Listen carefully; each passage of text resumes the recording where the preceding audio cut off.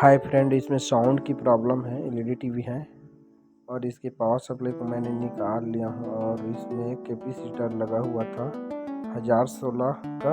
इसमें देखिए दोनों फट चुके हैं और ये रहा बाहर निकल चुके हैं। इतना वोल्टेज हाई वोल्टेज होने के कारण से इसका कैपेसिटर बाहर निकल चुके हैं।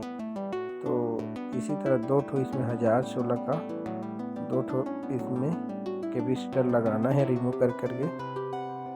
तो देखिए इसमें पूरी तरीके से फट चुके हैं और ये रहा मेरे हाथ में दो कैपेसिटर जिसमें 1016 का है। सिम नंबर लगा देना है। फिर इसके बाद जो है साउंड की जो प्रॉब्लम है वो ठीक हो जाएंगे। तो मैंने लगा लिया हूँ और इसको अभी चेक कर लिया हूँ।